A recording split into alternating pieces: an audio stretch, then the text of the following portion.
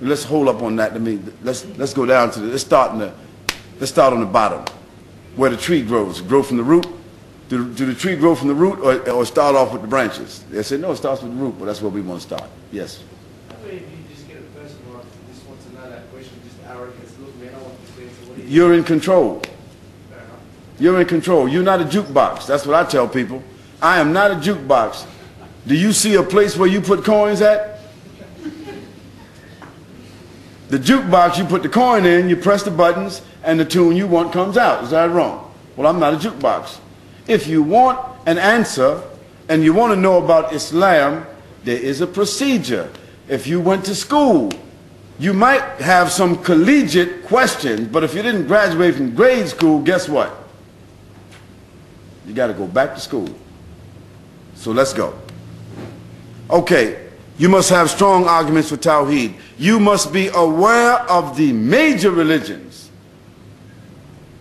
Now, major religions means Christianity, Buddhism, Hinduism, Taoism, Confucianism, Zoroastrianism, Judaism. Those are the major religions. You must know about those major religions. Now there's branches that spun off of those religions.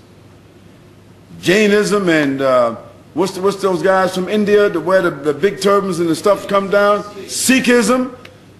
See, there's a whole lot of branches that came off of the major ones, but if you are basically aware, and I don't mean that you got to write a thesis on these different religions, because you don't. Soup is soup. Steak is steak. And salad is salad. All you got to do is be aware of the major religions, so that when you talk to a person and they says, well, I'm a Sikh. I always say, what you seeking? No, they say, no, Sikh. What is Sikh? I already know what it is he's talking about, but I'm just using a little humor, you know. I want to let him think that I don't know. So the thing is, you must be aware of the major religions. It's like a man told me in London. I told him, I said, you know anything about Muslims? Muesli. He said, that's what I eat for breakfast. Muesli. I didn't know. I thought he was joking. I didn't know what muesli was. It's a cereal, right? Yeah, he said, I eat muesli for breakfast. They should be aware of the major concepts.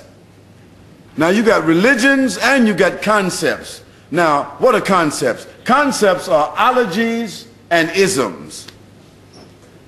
Ologies and isms. Now, when you deal with Christianity, let me tell you something right away. The first thing you need to know is that almost 95% of all Christians are really Christologists. They don't know it. Because only maybe 5% of them have really studied the life and the message and the person of Jesus Christ. And after studying the life, the message, and the mission of Jesus Christ, alayhi salam, only a few of them decided to adopt the actual life, message, and mission of Jesus Christ. So the rest of them are what? They're Christologists. They're following what have been created, that metaphor, that mythology that have been created around the name of Jesus Christ, and that's what they're doing. But you don't call them Christologists right away, because they'll be insulted. But that's what they are. You have to be aware of the major concepts and all of the major isms, including the I am, the I-ism, the me-ism. See, most people are just me-ism, they-ism. So their religion is her lamb, his lamb, we lamb, they lamb. Just like we follow Islam, they follow they lamb. Her lamb, his lamb. So it's ologies and isms, and there are names to most of them that we're going to go through. They should be clean in their appearance. Now this is very important, brothers and sisters. The way you look.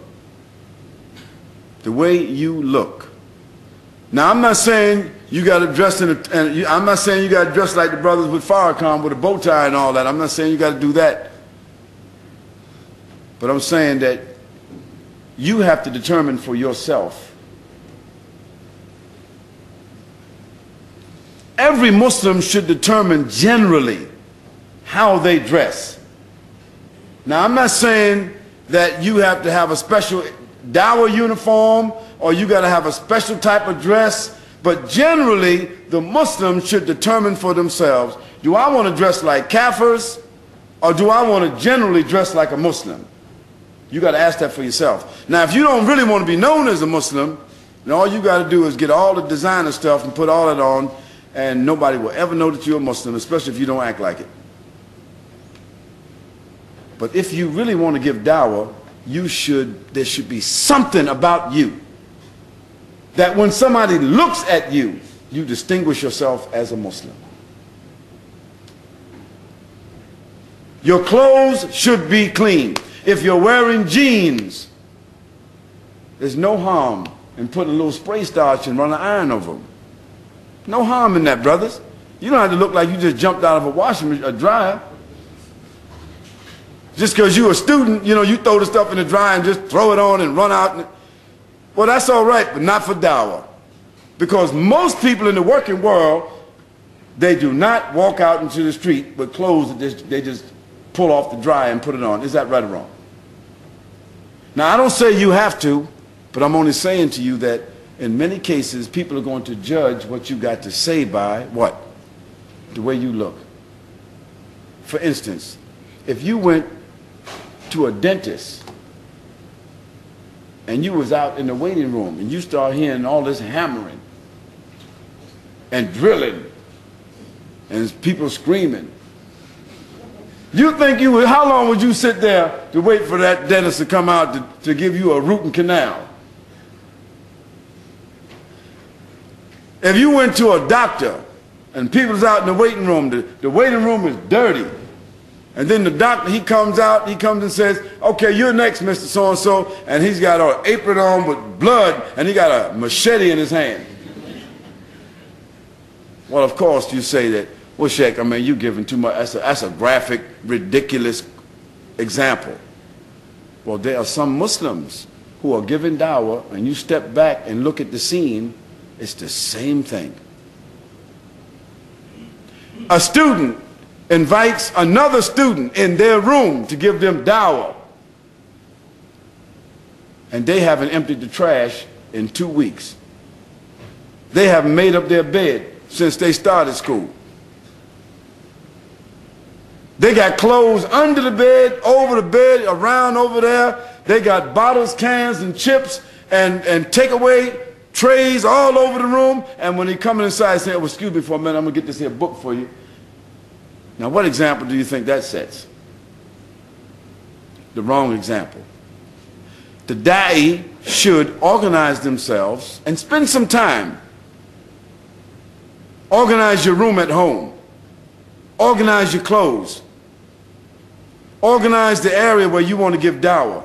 Think to yourself on the campus. If you're on the campus, think of a room in the campus that's your room. It don't have to be your room. It's just a special room on the campus that's open for everybody.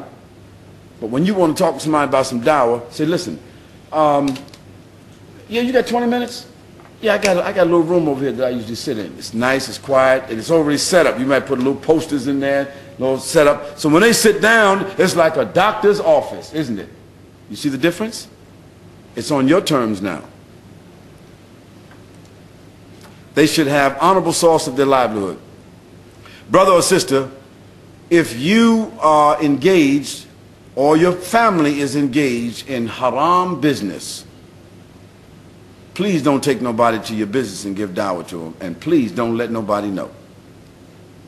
Because if you're engaged in dishonorable, haram livelihood, or if you're engaged in fahsha or munkar, immoral things in the day or the night, then your giving dawah is sort of hypocritical, isn't it? A non-Muslim will pick that up.